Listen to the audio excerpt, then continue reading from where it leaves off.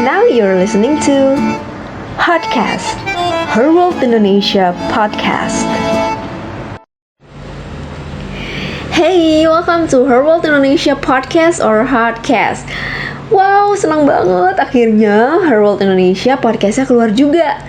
Aduh, ini tuh kayak lega banget, selega itu karena entah kenapa ini sebenarnya kayak rencana lama yang akhirnya kejadian gitu ya. Oke, long story short, nggak usah dipanjang-panjangin excitementnya karena ya udahlah ya, nanti kepanjangan karena yang mengerti excitement ini cuman kita. Untuk pertama-tama mungkin aku pengen memperkenalkan diri dulu dan memperkenalkan apa sih Hotcast itu. Jadi aku Ganis, aku adalah editor dari Her World Indonesia Magazine, dan Hotcast itu sendiri adalah singkatan dari Her World Podcast. Jadi Hotcast gitu. Nah, jadi seperti majalahnya, kita juga akan banyak topik nantinya yang akan kita omongin di podcast ini yang episode-episode setelahnya, yaitu ada tentang beauty, ada tentang lifestyle, ada juga tentang fashion yang bisa kamu semua dengerin dan nggak ngebosenin. Jadi akan banyak obrolan-obrolan seru yang bisa menemani kamu mungkin di kantor atau sebelum tidur atau mungkin di jalan, everywhere. Oke, jadi untuk di episode pertama ini kenapa rasanya tuh kayak spesial banget gitu ya. Karena di episode ini aku juga akan ngebahas tentang sesuatu yang sekarang mungkin kita semua lagi mengalaminya, yaitu pandemi corona, atau yang kita ketahui dalam bahasa yang lebih formalnya yaitu COVID-19 novel coronavirus. Nah, apa sih yang spesial? Ini kan sebenarnya mengkhawatirkan. Ya memang ini mengkhawatirkan, sangat-sangat mengkhawatirkan. Cuman ketika kita selalu berpikir tentang hal-hal yang mengkhawatirkannya saja, kita jadi lupa bahwa banyak banget hal positif yang ada di sekitar kita loh. Gitu loh, apalagi berhubungan dengan persebaran virus ini gitu. Aku juga yakin kita tuh kayak udah capek banget, secapek itu ketika buka sosmed atau ngeliat berita di TV atau ngebuka YouTube atau ngebuka media jenis apapun, itu semua berita pasti tentang corona. Oke, just enough. Kita juga kayak capek kan. Aku ngerti deh, aku yakin karena aku pun kayak gitu loh. Kalian juga pasti akan merasakan hal yang sama. That's why ada perlunya kita harus positif. Dan tahukah kamu kalau sebenarnya nggak cuman berita negatif kok yang ada di sekitar kita gitu loh. Nah, berita-berita yang bukan negatif inilah yang kok sepertinya jarang kita dengar gitu loh. Berita-berita positif yang kayaknya nggak diangkat ke permukaan tuh kenapa gitu. Padahal justru itu yang kita pengen tahu. Nggak cuman yang jelek, terus kita juga pengen tahu kok yang bagus. Nah, disinilah Her World akan kasih ke kamu berita positif yang pasti akan bikin kamu tuh kayak rasanya terinspirasi gitu, inspired gitu, dari cerita seorang relawan bernama Bayu Gautama. Nah, siapa sih Bayu Gautama ini? Nah, Bang Bayu ini atau yang biasa dipanggil Bang Gau, GAW, tulisannya GAWTAMA, Bang Gau ini, dia adalah pendiri sebuah lembaga swadaya masyarakat atau LSM bernama Sekolah Relawan. Jadi sekolah relawan ini adalah sebuah NGO yang memang bergerak di urusan mitigasi bencana atau penanggulangan bencana. Mereka lebih bekerja kepada dampak-dampak meminimalisir dampak yang disebabkan oleh bencana ya. Nah, kenapa sih loh? Apa hubungannya sama corona gitu? Memangnya corona tuh bencana alam? Memangnya corona bencana? Yes, it is. Karena kemarin Ketua BNPB kan juga ngomong kalau corona itu statusnya sudah bencana nasional. Makanya kenapa dia turun juga? Karena corona juga merupakan bencana. Selama mereka bisa memakan korban jiwa, selama memang merugikan banyak orang, maka sesuatu itu bisa dikatakan bencana. Nah, jadi apa sih yang dilakukan oleh Bang Gau dan timnya dari sekolah relawan dalam menyikapi corona ini? Nah, didengar aja nanti interviewnya karena ini benar-benar heartwarming banget kalau buat aku ya. Karena ternyata di Indonesia itu masih banyak banget orang baik yang kita sebenarnya selama ini nggak tahu. Mereka ada semua di sekitar kita, orang-orang baik yang mungkin benar-benar kasat mata, invisible, kita nggak bisa lihat, tapi mereka melakukan banyak hal untuk membuat dunia menjadi lebih baik gitu ya. kita terpuruk, tapi kita tidak seterpuruk itu karena ada orang-orang seperti kalian juga yang mungkin sudah menyalurkan dana, sudah menyalurkan donasi, bantuan untuk sesama. Nah, seperti itu sebenarnya yang kita butuh untuk saling menguatkan satu sama lain. Nah, oleh sebab itu, mari kita dengarkan sama-sama obrolan aku sama Bang Gao, tapi lewat telepon. Jadi, aku kemarin telepon dia untuk interview, dan ternyata obrolan itu sangat bagus. Jadi aku mengusulkan obrolan itu untuk jadi podcast hari ini. Jadi just enjoy the interview and stay tuned.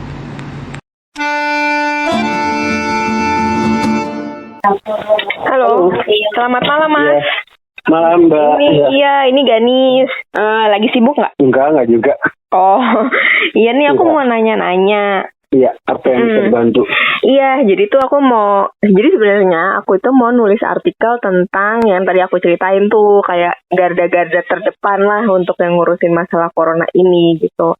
Nah, jadi di sini aku mau nanya, sekolah relawan itu sejauh ini udah ada kayak kegiatan apa aja, terus Mas sendiri itu untuk menghadapi situasi kayak gini tuh apa sih yang pertama kali dilakukan gitu? Karena kan waktu awal-awal kan masih belum tahu banget ya, karena ini kan juga masih baru gitu.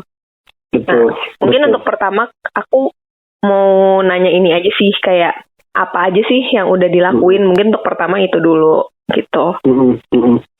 Iya, saya cerita nih. Ini direkam nggak? Kenapa? Iya, direkam. Oke. Baik. Jadi gini, ketika corona itu masih ada di Wuhan, saya bahkan sudah menyiapkan tim untuk bersiaga. Artinya kan ketika terjadi Wuhan, dan ini kan wabah yang berupa virus yang boleh jadi pasti akan kemana-mana. Dan akhirnya kan mulai itu beberapa negara mulai kena. Bahkan waktu masih di Wuhan wabah ini, kita sempat mengeluarkan beberapa APD, alat pelindung diri yang kita punya stok. Jadi kan kita punya yang lagi banyak dicari nih, coverall itu ya. Coverall, gaun yang biasa dipakai buat ruang isolasi, kita punya ada 100 lebih. Dan itu sisa kita punya waktu bencana Palu.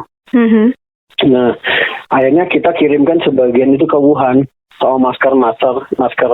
Karena kita ada kontak kita di sana yang juga membutuhkan bantuan, akhirnya kita kirim bantuan kita ke sana, ke Wuhan. Oh, jadi stok itu malah dikirim ke sana waktu itu awal-awal? Iya, karena ada permintaan bantuan kan dari rekan-rekan kita, rekan-rekanan kita lah sesama. Itu semuanya? Itu semuanya? Enggak, atau? Enggak, sebagian kita kirimkan dalam bentuk baju coverall sama masker. Nah, sebagian lagi memang kita simpan untuk antisipasi, karena saya pikir ini pasti akan, bukan pasti ya, saya pikir bisa saja akan terjadi menyerang ke Indonesia juga. Nah, ternyata kan betul tuh tanggal di awal Maret kejadian pertama kan di Depok. Begitu kejadian pertama di Depok, saya langsung mengumpulkan tim. Ayo nih mulai, apalagi kan base camp kita di Depok. Kita harus do something lah, apa yang kita lakukan. Nah, saya mulai di pekan pertama itu mengumpulkan tim untuk merumuskan kira-kira apa yang bisa kita lakukan. Belum ketemu sih formatnya, tapi memang harus melakukan sesuatu yang sifatnya antisipatif, atau bahasa bencana itu mitigasi, pengurangan dampak risiko bencana. Belum sampai matang perumusannya. Saya ingat betul tanggal 14 November Pak Letjen Doni Monardo, Kepala BNPB, mengumumkan bahwa corona menjadi bencana nasional di tanggal 14. Nah, sebenarnya 14 itu kita baru saja selesai merumuskan satu konsep yang akhirnya dimatangkan pada tanggal 15. Pas banget pernyataan Doni Monardo sama konsep yang kita bikin. Kan Pak Doni menyatakan bahwa corona bencana nasional dan penanganan bencana COVID-19 ini harus berbasis komunitas. Itu bahasanya Doni Monardo. Itu November ya padahal? Oh enggak, 14 Maret, sorry. Oh, makanya tuh tadi aku Sorry, pikir sorry, kok jauh sorry. banget ya November. Saya salah nyebut. Sorry. Iya, iya. 14 Oke. Maret. Oke. 14 Maret. Maaf ya. Iya, nggak Saya apa-apa. harus semangat. 14 Maret itu Pak Doni Monardo BNPB menyatakan bencana nasional dan penanganan harus berbasis komunitas. Tanggal 14-15 itu akhirnya kita udah mematangkan konsep berbasis komunitas. Sebelum saya ngomongin konsep dulu ya, sebelum Pak Doni BNPB menyatakan bencana sebagai bencana nasional, tanggal 2 atau tanggal 3 yang Depok, kasus pertama di Depok itu ya, tanggal 2. 2 Maret kasus pertama, tanggal 3 aja sehari setelah kasus pertama kita langsung bikin edukasi ke masyarakat. Mungkin Mbak Ganis pernah lihat ada aksi anak-anak muda yang di stasiun melakukan aksi semprot hand sanitizer, bagi-bagi masker di stasiun Depok Baru, stasiun Sudirman, di stasiun Bogor. Itu kita melakukan itu. Hanya satu hari setelah itu kan lumayan viral tuh. Asik kita nggak pengen bikin orang-orang tuh panik lah dengan corona ini, tapi harus melakukan sesuatu yang antisipatif. Makanya kita melakukan aksi itu, kita bikin poster-poster kayak misalnya masker hanya untuk yang sehat, hanya untuk yang sakit, biar nggak ada panik buying dan lain-lain tuh, kita lakukan edukasi hal-hal seperti itu. Nah, itu kan sampai situ ya. Nah, boleh tahu nggak sih Mas, itu timnya ada berapa? Yang mana nih waktu yang tanggal 3 Maret itu? Kalau SR sendiri timnya berapa? Oh, sekarang. Sekarang kalau tim kita yang relawan yang turun lumayan banyak ya. Kalau yang di Jabodetabek aja lebih dari 50 relawan sih. Oh gitu. Iya. 100-an gitu belum ya? Masih puluhan. Kalau ya? di total sama yang di beberapa daerah-daerah lain bisa sampai 100. Karena kan kita juga aksinya nggak cuma di Jabodetabek. Nah terus nih kan yang waktu awal-awal nih yang bagi-bagiin hand sanitizer, masker, edukasi apa segala macam. Nah itu memang awalnya itu udah ada barang-barang itu memang sudah ada stoknya di sekolah relawan atau ada yang menyumbang ke situ? Oh enggak, kalau masker kita punya, masker kita punya, memang kita punya stok karena kan kita memang lembaga kemanusiaan yang memang biasanya stok barang-barang seperti itu. Kita ngecek di gudang kita masih ada masker, ada, ya udah siapin. Kalau hand sanitizer kita bikin, kebetulan relawan kita ada banyak anak-anak kimia gitu yang biasa, dia bilang saya bisa bikin Mas, oke bikin yang banyak, kita bikin yang banyak dan kita lakukan aksi itu juga sekaligus mengedukasi masyarakat nggak perlu beli hand sanitizer, kita bisa bikin kok. Akhirnya kan kita juga bikin video tuh, video tentang bikin hand sanitizer. Di awal-awal tuh udah kita lakukan hal seperti itu. Oh gitu. Jadi yang pas awal nih, yang sorry aku balik lagi ke belakang ya, yang tadi yang Depok itu ya, cover all itu, yang baju itu boleh tahu nggak sih? Boleh tahu nggak sih waktu itu yang pas dikirim ke Wuhan-nya berapa gitu, terus yang di sini tuh masih ada berapa gitu loh untuk yang pas di awal-awal. Kita waktu ngirim ke Wuhan 90 Mbak. Banyak ya? 90 banyak. Kita punya sekitar 140 kita kirim ke Wuhan. Kita terus waktu itu kita kerjasama dengan lembaga NGO dari Malaysia yang memang punya kontak langsung dengan Wuhan. Jadi kita kirim ke sana. Terus ya udah itu sebagai bentuk bantuan dari Indonesia, karena waktu itu memang kita pikir Indonesia belum ada, cuma ya kita kirim aja dulu. Ya, bahwa kemudian akhirnya sekarang Indonesia kena dan baju itu ternyata jadi mahal banget gitu. Jadi ya udah dikirim toh gitu. Jadi itu sih yang kita lakukan di awal. Terus saya lanjut nih yang setelah tanggal 14 Pak Doni menyatakan bencana nasional. Nah kita tuh tanggal 15-nya, satu hari setelah Pak Doni menyatakan itu, kita sudah merampungkan satu konsep yang kita sebut KSC 19 atau Kampung Siaga COVID-19. Jadi itu konsep penanganan atau antisipasi corona berbasis komunitas yang kita rumuskan dalam bentuk namanya tajuknya Kampung Siaga COVID-19. Isinya itu adalah langkah-langkah antisipatif. Jadi berbasis yang konsep utamanya adalah menggerakkan partisipasi masyarakat, terus menguatkan swadaya masyarakat, kembalikan potensi-potensi lokal wisdom atau kearifan lokal, kemudian mengaktifkan kembali sistem keamanan, dan lain-lain. Jadi langkahnya itu pertama, dari mulai pembuatan satgas. Nanti saya bisa kirimkan ya konsep lengkapnya ya Mbak ya, ke WhatsApp-nya Mbak Ganis ini. Boleh sama nanti kalau misalkan ada foto-foto gitu juga nggak apa-apa, masih kirim aja. Boleh. Ya.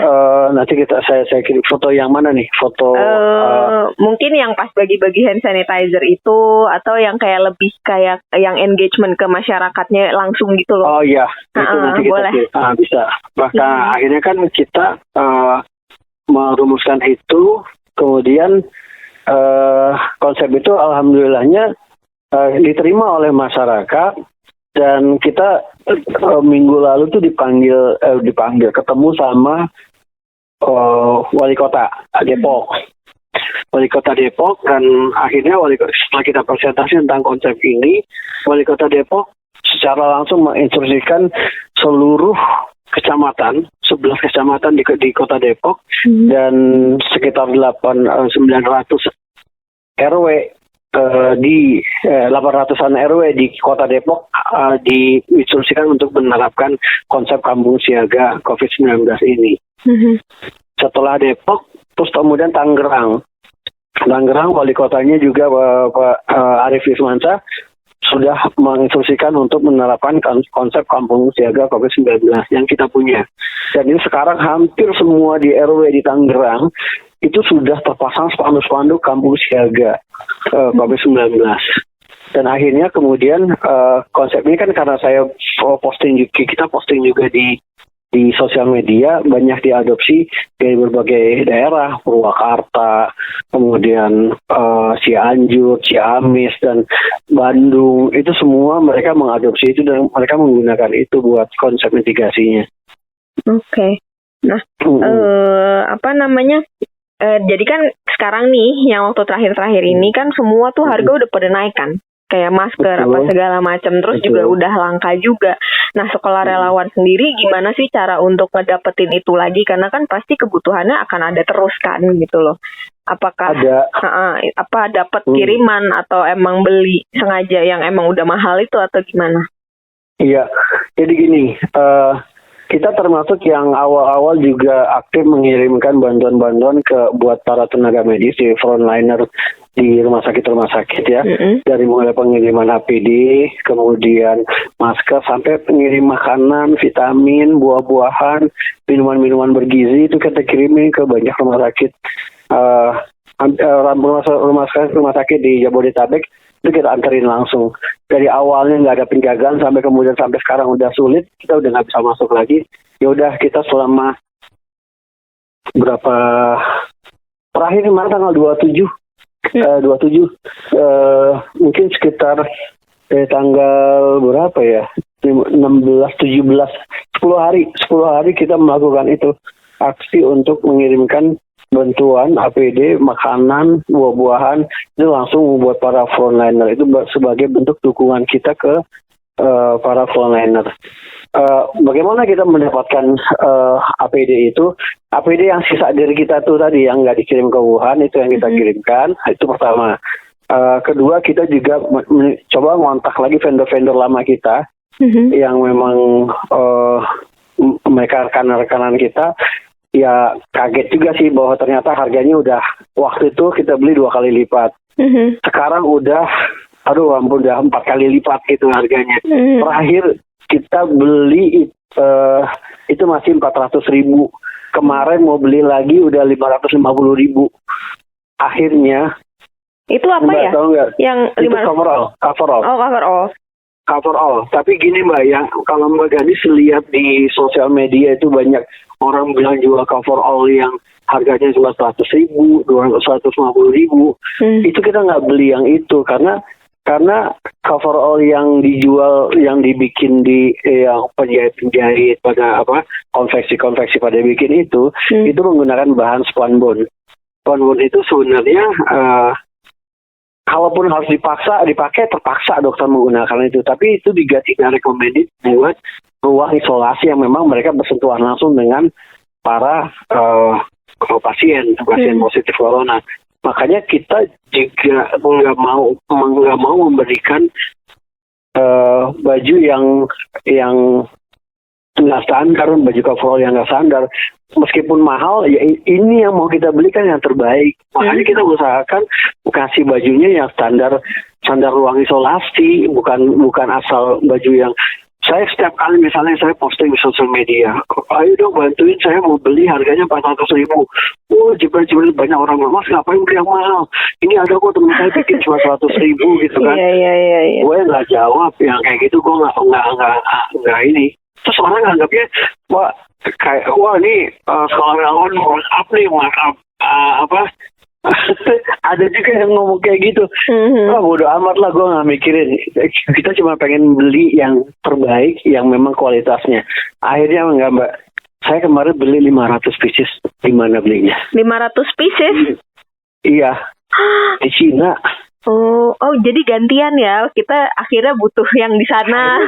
Akhirnya gue beli di Cina. Ada vendor saya, ada rekanan saya, mas mau nggak beli? Tapi di Cina. Nggak peduli Mbak, dari mana, yang penting bahannya yang bagus, yang kualitas standar itu gue beli. Oh. Itu 350.000 sampai 400.000 harganya. Beli langsung di Cina. Di sini udah 550.000. Iya lumayan sih, jauh ya, 200 ribuan, 100 ribu gitu mah. Iya, tadinya kita ditawarin 1.000, cuma dia bilang, Mbak, saya nggak punya duit kalau 1.000 mah, ini aja 500 pieces aja, coba kali 400.000, berarti kan udah 200 juta. Itu aja kita galang dana dulu, ayo bantu di gue ada 500 nih, siapa yang mau bantuin beli? Akhirnya kan orang pada patungan, alhamdulillah bisa kebayar gitu. Baru aja tadi sore kita ambil dari gudang. Jadi pesawat dari Cina baru take off kemarin sore, dan landing tadi siang. Landing tadi siang, jadi baru sore tadi kita ambil 500 pieces. Dan itu rencana mau kita bagikan ke 50 rumah sakit dan puskesmas di berbagai daerah. Oh oke. Nah jadi kan ini udah banyak nih ya, sebenarnya bukan udah banyak sih, tapi udah lumayan gitu ya, bantuan APD, bantuan macam-macam untuk si frontliners yang di rumah-rumah sakit itu. Cuman kalau misalkan lagi lihat gitu ya ke lapangannya, sebenarnya masih banyak banget atau kayak gimana sih sebenarnya keadaan rumah sakit itu, karena kan masih banyak yang juga yang pakai jas hujan gitu loh. Nah itu kondisinya sebenarnya kayak gimana sih? Yang penting nggak di Jakarta Mbak. Kalau Jakarta kan udah ke cover tuh sama yang Pak Anies pengadaan barang-barang itu kan 40.000 APD itu. Makanya target kita bukan ke Jakarta, target kita daerah termasuk misalnya saya kan ada rekan-rekan kita kan para dokter-dokter juga. Ini udah ngasih saran, Mas kalau mau distribusi, sekarang kita akhirnya udah distribusi lebih dari 500 dan sekarang baru 500 lagi kan. Jadi total 1.000 nih kita udah APD udah kurang lebih udah kita distribusikan. Jadi dokter-dokter itu bilang menyarankan, Mas tolong ke daerah aja ya, jangan ke daerah Jakarta karena Jakarta pasti akan ke cover. Jadi akhirnya sekarang kan setiap kali saya posting pengiriman APD langsung tuh banyak, mas daerah ini mas daerah ini rumah sakit ini, itu kita data tuh kontak personnya kita data.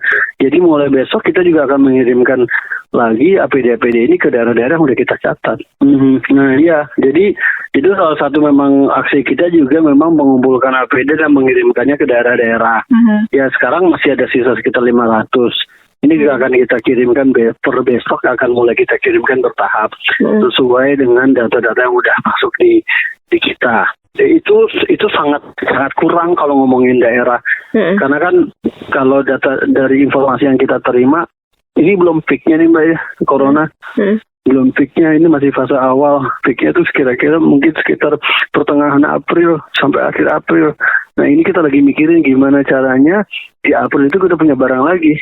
Vendor kita yang di Cina itu, dia bilang kalau mau mesen, paling baru tanggal 20 April baru ada barang lagi. Wih, udah lama banget ya. Tapi kita nggak punya pilihan. Nggak punya pilihan. Gue pikir gue akan pesan lagi nih ke dia. Tapi duit dari mana? Nah itu lagi mikirin gitu. Kan kalau misalnya banyak rumah sakit bilang, kita duit ada tapi barang nggak ada. Nah, saya lagi gimana caranya bekerja sama dengan rumah sakit. Ayo gue bantuin cariin deh, gitu ya. Saya lagi pengen kayak gitu, cuma kan takutnya kan ntar saya disangka makawar gitu.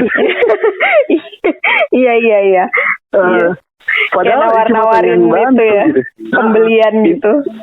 Ini aja kan yang 500 yang udah didistribusi dan tinggal 500 yang juga akan kita distribusi malam ini juga malam ini besok juga kan juga hasil donasi dan juga hasil pengumpulan kita.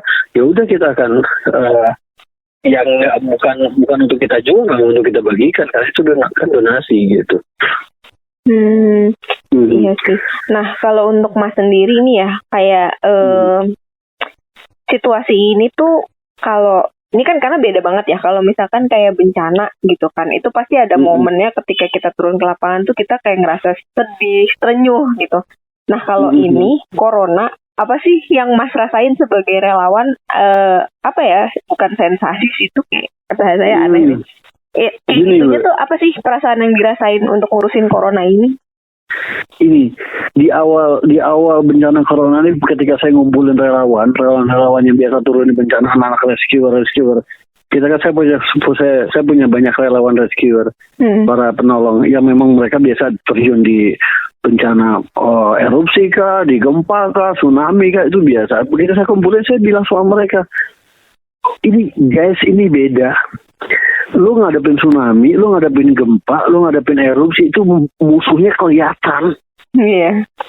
Musuhnya kelihatan di depan mata kita, ada reruntuhan, di depan mata kita ada lahar, ada awan panas, lu kelihatan, lu tahu cara kaburnya. Tapi ini kita ngadepin bencana yang musuhnya tuh nggak kelihatan.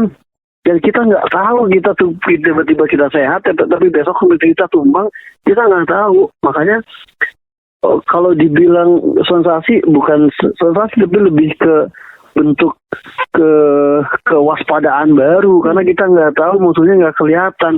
Itu yang saya sampaikan ke teman-teman. Makanya ya saya banyaklah yang saya pokoknya relawan yang dulu ya, kalau di bencana biasa tsunami kayak di Palu, di Lombok dan lain-lain, itu mereka nggak mandi biasa.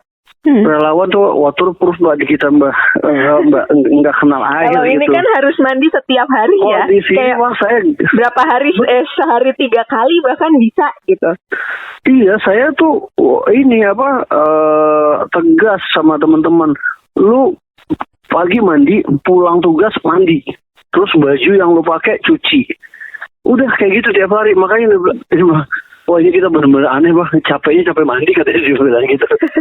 Jadi karena memang mereka nggak biasa mandi gitu, jarang mandi kalau di lokasi bencana. Nah ini di lokasi bencana, tapi itu yang pertama, musuhnya nggak kelihatan. Kedua, biasa kalau kita gempa areanya tuh terbatas. Ada batasnya. Iya. Ini nggak ada batasnya. Per wilayah gitu ya. Kalau gempa tuh satu titik gitu aja. Gempa gitu. kan ya udah Palu gitu. Donggala, Sigi, udah segitu doang. Ya Lombok ya udah sekitar Lombok, ya NTB aja gitu, nggak lebih dari itu. Tapi ini kan seluruh Indonesia. Wah, ini saya bilang Iya, itu kedua. Yang ketiga, saya bilang ini waktunya, nggak bisa diprediksi. Ini satu, soal musuhnya nggak kelihatan. Kedua, area yang tidak terbatas, wilayah yang tidak terbatas. Yang ketiga, waktunya juga tidak jelas. Kalau di bencana yang lain, gempa, 2 minggu itu fase emergency. Minggu ketiganya udah fase recovery. Ini kita nggak tahu kapan recovery-nya. Emergency-nya juga belum peak. Belum sampai puncaknya ini. Makanya saya bilang atur strategi, atur energi, atur stamina, jaga kesehatan. Galak banget saya ke teman-teman. Hari ini saya pokoknya di bencana ini saya lebih galak ke teman-teman relawan. Kenapa? Gue nggak pengen lu semua tumbang, ya kan? Dokter-dokter udah tumbang. Jangan sampai relawan tumbang juga. So far alhamdulillah belum ada relawan yang sakit sih. Saya nggak berharap ada relawan sakit, walaupun mereka tiap hari bekerja, tiap hari mereka datang ke rumah sakit, dan pasti mereka melakukan aktivitas lain. Aktivitas lain kita kan kita bikin paket-paket bantuan keberlangsungan hidup semacam sembako. Jadi ngasih ke pedagang kecil, ke ojol, ke kaum duafa, fakir miskin, itu kita kirimin juga. Jadi tim ini terbagi berapa nih, Mas? Karena kan ada yang ke rumah sakit, ada yang ke masyarakat kecil. Jadi ada berapa tuh ininya? Satu, ada tim sosialisasi KSC, Kampung Siaga COVID-19. Itu satu, ya. Kedua, ada tim lab nih, tim laboratorium yang memang memproduksi hand sanitizer, disinfektan, dan juga tim disinfektasi semprot, menyemprot kampung-kampung, fasilitas umum, fasilitas sosial, rumah ibadah dan lain-lain, itu ada timnya lagi. Kemudian ada tim tadi yang tim rumah sakit, tim kirim bantuan APD, makanan, vitamin ke rumah sakit. Ada lagi tim tadi bantuan penyiapan bantuan keberlangsungan hidup sampai distribusinya. Itu ke ojol, ke pedagang kecil, ke yang lain-lain, itu semua itu ada timnya. Belum lagi ada tim di dalam yang mengatur pembelanjaan, logistik. Itu jadi banyak timnya, Mbak. Makanya relawan yang aktif sekarang sih yang kalau sebenarnya kita batasi kan nggak boleh juga berkumpul. Kalau dulu bencana lain kan enak berkumpul, mau 100 orang, mau 200 orang, nggak apa-apa kumpul. Sekarang kita batasi, tadinya kan ada sekitar 70-an orang. Sekarang kita gilir, kita bikin shift. Jadi sehari sehari paling ngumpul 30 orang, nggak lebih dari itu. Kita nggak enak juga sih sama tetangga-tetangga di base camp, karena mereka udah menerapkan physical distancing, dan kita juga mengedukasi mereka untuk kampung siaga COVID-19, tapi kita kok rame juga di base camp kita. Nah itu kan nggak enak sama wilayah sekitar. Kayak gitu sih, Mbak. Nah, kalau si kampung siaga ini berarti di Jakarta baru ada di Depok atau ada berapa? Di Jakarta udah ada, Pasar Minggu sudah ada, di jadi mencar-mencar sih, Mbak. Jadi kan kita hanya mensosialisasikan setelah mereka mau menjalankan atau enggak, itu tergantung ketua wilayah masing-masing, RW-nya masing-masing, atau lurahnya masing-masing gitu. Kalau Depok, hampir semua Depok menyeluruh. Tangerang menyeluruh. Karawang dalam proses. Purwakarta, orang Pemkapnya langsung kontak saya. Jadi banyak yang sampai ke Ternate dan lainnya, itu mereka udah minta konsep-konsepnya dan mereka akan menerapkan, katanya seperti itu. Oke, tadi mungkin aku agak skip nih, Mas, ya. Itu si kampung COVID ini tuh isinya apa sih, kegiatan yang ada di situ tuh apa? Untuk apa ada kampung COVID? Maksudnya kalau orang pengen tahu sesuatu, apakah ke situ atau kayak meminta pertolongan ke situ atau apa? Enggak, jadi memang ini sistem kita bilang apa sih bahasanya? Mbak Garis pasti pernah dengar istilah contingency plan ya? Oke. Orang-orang mengatakan contingency plan itu semacam plan B.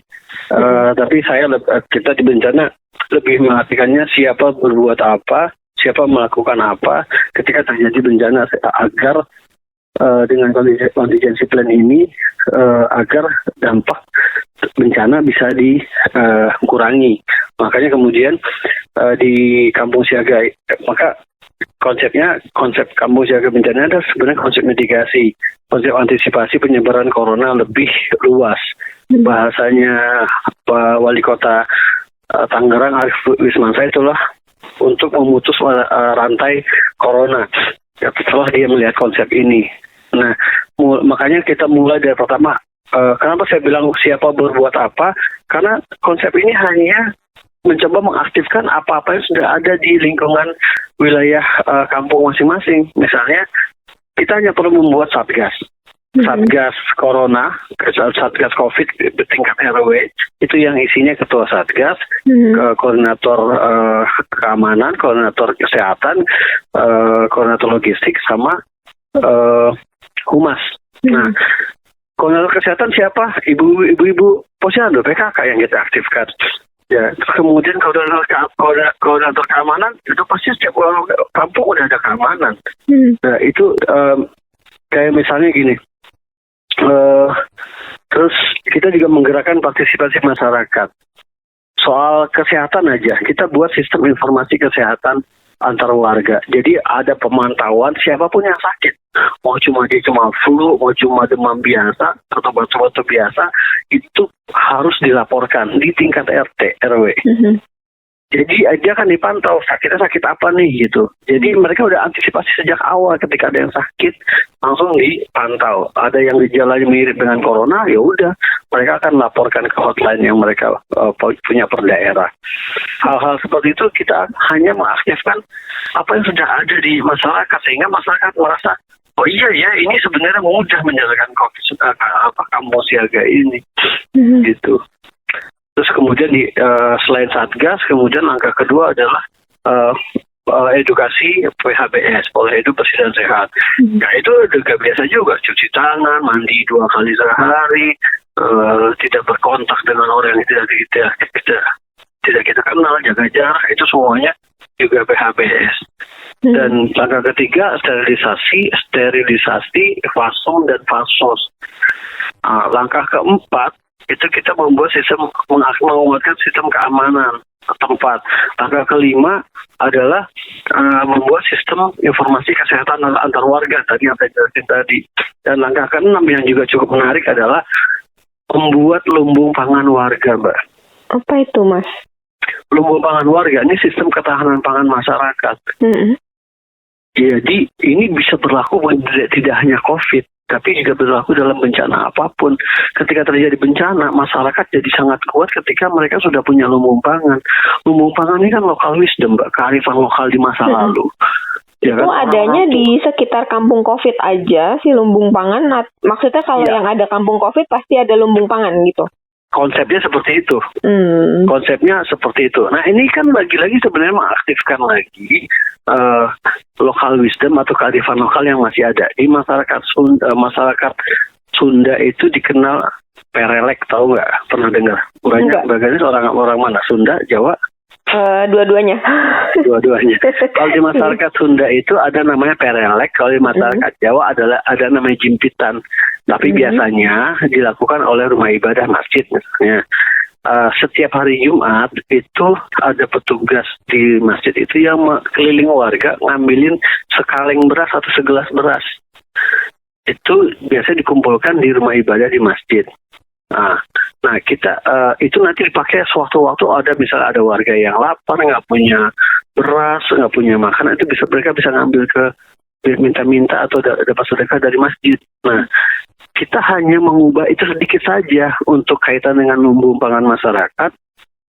Kita menyiapkan warga yang mampu untuk menyumbangkan setiap hari 1 gelas. 1 gelas kan sebenarnya nggak banyak banget kan, atau segenggam beras lah dikumpulkan. Apakah lumbungnya nanti mau ditaruh di posyandu kah? Lumbungnya mau taruh di kantor kelurahan boleh, atau di kantor RW bisa, atau di masjid atau di gereja bisa.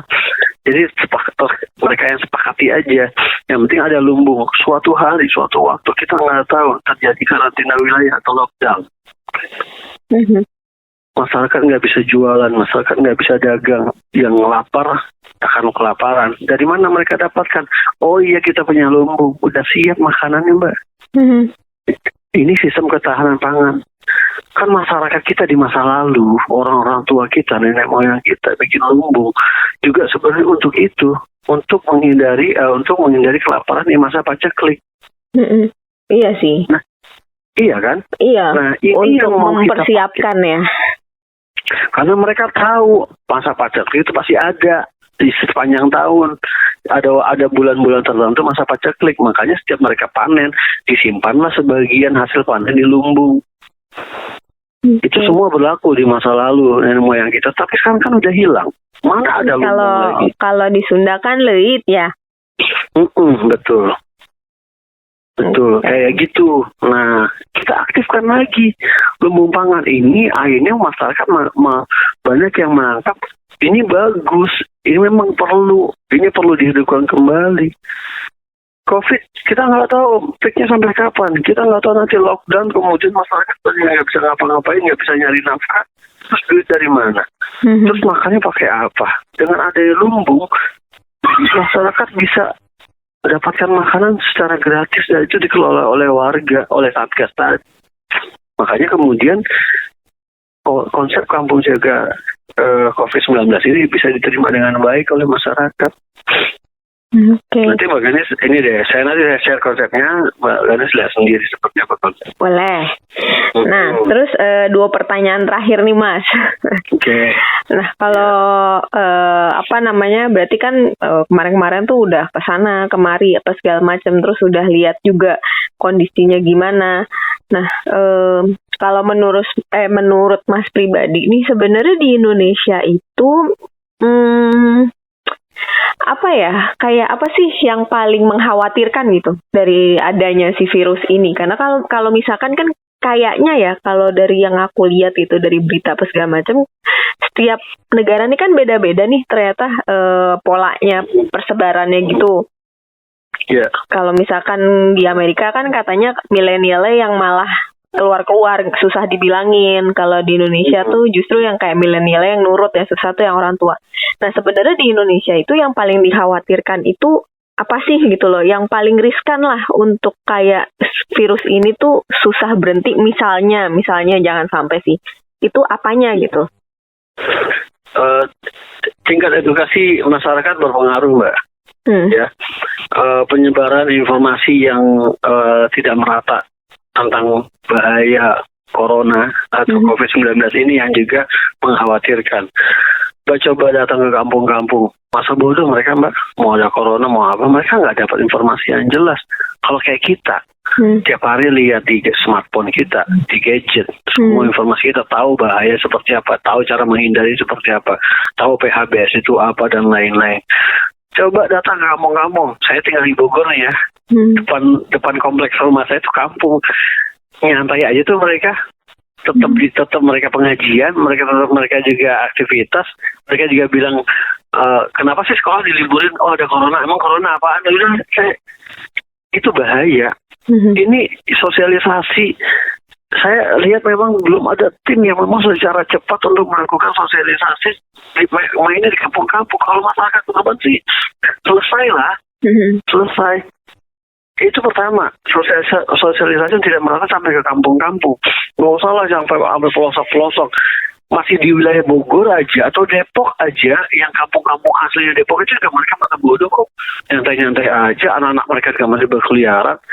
Ini di kompleks saya, itu suara orang urban semua. Nggak ada yang main anak kecil. Dari pagi sampai malam nggak ada yang keluar anak kecil. Karena mereka tuh mau tahu. Saya keluar kompleks dikit, berkeliaran anak-anak. Itu satu, ya, soal sosialisasi dan informasi yang tidak merata sampai ke pelosok-pelosok. Kedua saya melihat apa ya bahasanya ini? Bahasanya lebih ke kayak anggapan-anggapan kayak gini. Mati mah urusan Allah. Mati mah udah pasti mati kok kita. Iya sih, iya benar sih, tapi nggak gitu juga. Maksudnya kalau lu juga kenal virus dan kemudian dulu jadi carrier buat yang lain juga kan, masa sekampung mati juga gitu kan. Ya kayak gitu. Jadi kalau tadi lebih ke informasi dan sosialisasi yang tidak merata, ini lebih kepada keyakinan yang salah gitu, menurut gue sih, terhadap ya udah, misalnya gini, kayak misalnya gini, ini kejadian mau di masjid mau di gereja banyak nih kalau lihat kan, misalnya orang udah dihimbau tidak sholat berjamaah di masjid, tetap masih karena urusannya udah nggak usah takut, kalau ada Tuhan atau Allah juga pasti akan dilindungi. Ya itu keyakinan yang salah menurut gue sih. Sama di gereja juga kan banyak dapat kasus-kasus itu juga. Di gereja juga ada melakukan hal yang sama. Tetap mereka pergi misa ke gereja, kebaktian ke gereja dengan yakin bahwa Tuhan pasti akan menolong kita. Ya itu kan di masyarakat kita, masyarakat Indonesia itu sebenarnya masyarakat religius, tapi kadang-kadang religius saja nggak cukup gitu, loh tetap harus punya akal sehat. Nah itu kan penting gitu. Nah jadi ini yang sebenarnya pada akhirnya membahayakan. Saya lihatnya di dua hal itu. Oke. Berarti lebih ke arah awareness ya. Mungkin kayak karena pengetahuannya itu masih kayak minim, persebaran informasinya itu belum ini. Nah awal-awal berarti Mas Do itu tahu tentang corona yang benar-benar yang ngerti banget nih ya, terinformasi secara baik itu berarti sejak kapan tuh? Waktu Wuhan. Waktu masih di Wuhan, kita itu kan langsung memang tahu. Kita langsung pelajari. Okay. Jadi kan, alhamdulillah sekolah relawan ini kan sebenarnya kumpulan anak milenial, Mbak. Banyak kan, anak milenial, anak terpelajar yang memang ketika diajak, guys, ini ada kasus gini di Wuhan. Ayo kita meeting, ayo kita ngumpul. Udah tuh pada ngumpul. Ada yang cari literatur ini, cari kasus dikumpulin. Akhirnya kita duduk ruangan satu meeting itu.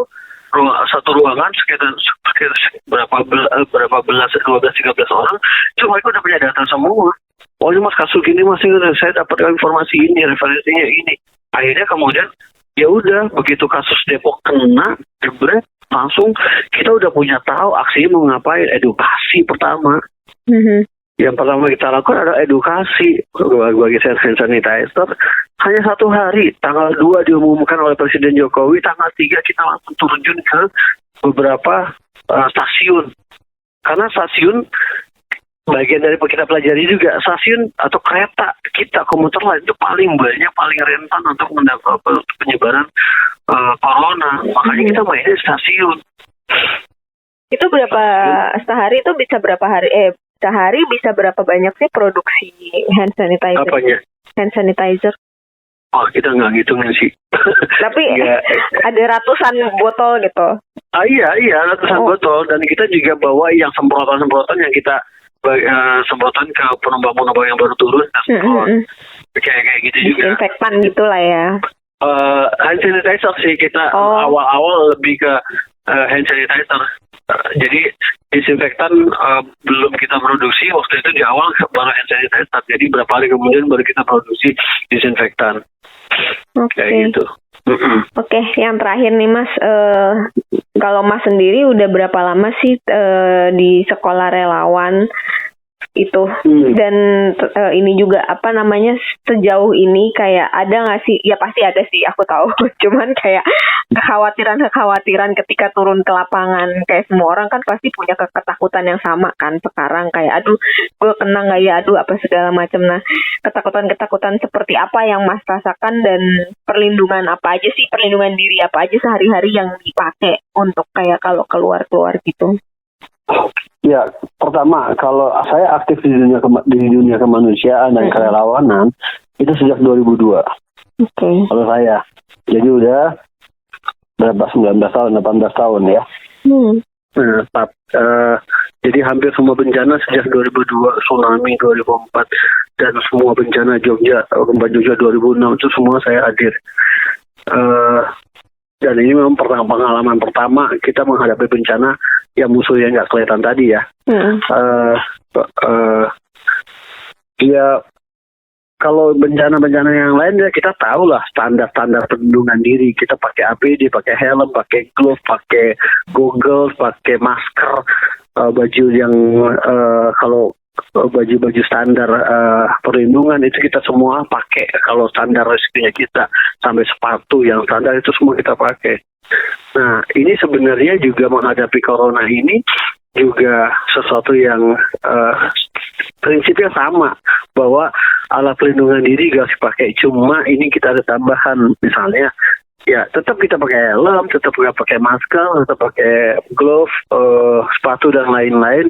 Tapi juga kita nambahin dengan tadi rajin mandi, kemudian dengan mengganti masker setiap sekali pakai, langsung dibuang, kemudian rajin mencuci tangan, baik pakai sabun maupun pakai hand sanitizer.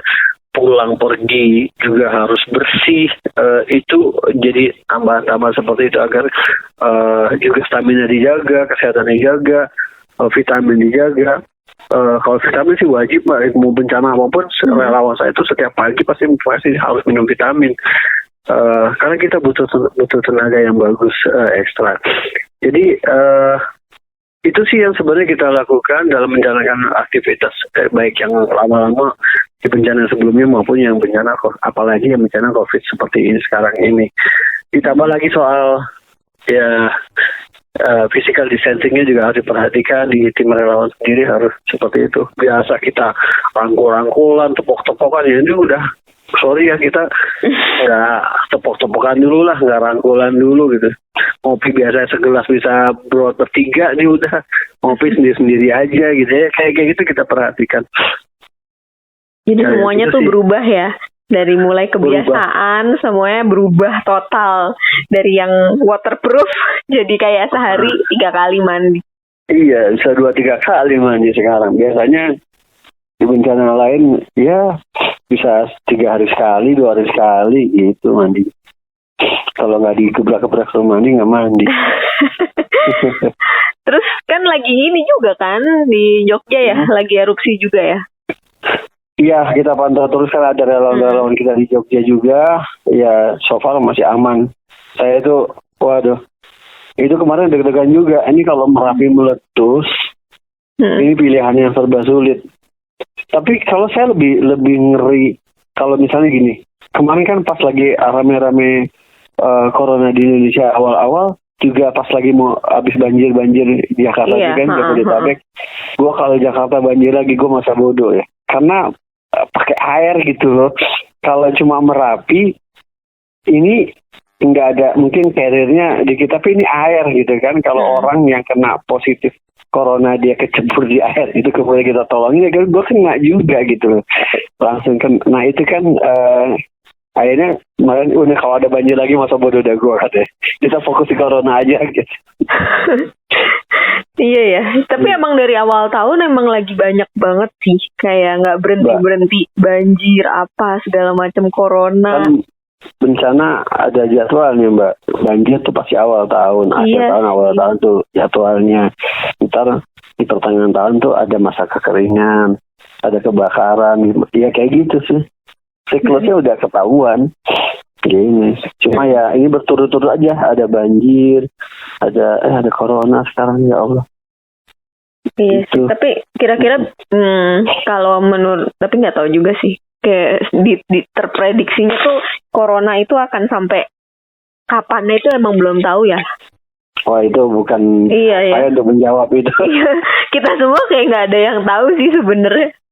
Bener itu nggak bisa diprediksi juga, tapi ya udah, kita berdoa aja lah. Tapi ketika Wuhan akhirnya sekarang membaik itu ya, itu berarti apa memang penanganannya sudah lebih baik, atau memang udah ada semacam, bukan obat sih ya, karena obatnya katanya memang belum ada kan. Itu gimana ya ininya? Pertama, begitu melihat Wuhan selesai, ya ada satu harapan, satu optimis yang muncul bahwa ini pasti akan selesai gitu loh. Itu pertama ya akan berakhir, cuma masalah waktu. Kedua, kita juga belajar dari Wuhan. Ya Wuhan bisa selesai karena masyarakatnya memang tertib di lockdown satu wilayah Wuhan, walaupun nggak semua wilayah Cina gitu. Nah ini memang bedanya di Indonesia, hampir semua wilayah di Indonesia kan di lockdown semua juga repot juga memang pemerintah pusat melakukan itu. Tapi ya saya bisa paham kalau kenapa kemudian ini berat bagi masyarakat Indonesia. Tapi yang harus dipelajari adalah orang-orang di Wuhan ya suruh physical distancing atau suruh stay at home, mereka nurut. Karena tapi bedanya di Indonesia ngeyelnya itu ya Allah ampun, suruh stay at home enggak ya tetap aja beraktivitas gitu. Iya sih. Ya serba salah sih. Ada yang memang nggak punya pilihan. Kalau stay at home nggak punya beras, nggak punya makan. Ya kan? Kompleks sih memang masalahnya. Iya. Nggak bisa disalahin 100% juga masyarakat Indonesia seperti itu. Nah ini yang akhirnya semua orang belum bisa memprediksi apakah ini akan lebih cepat atau enggak. Karena memang ya tadi banyak hal yang nggak bisa dilakukan di Indonesia. Oke deh Mas, kalau gitu. Ternyata udah panjang obrolannya. Panjang. Ya udah. Kalau gitu oke deh, mungkin sampai situ aja dulu kali ya.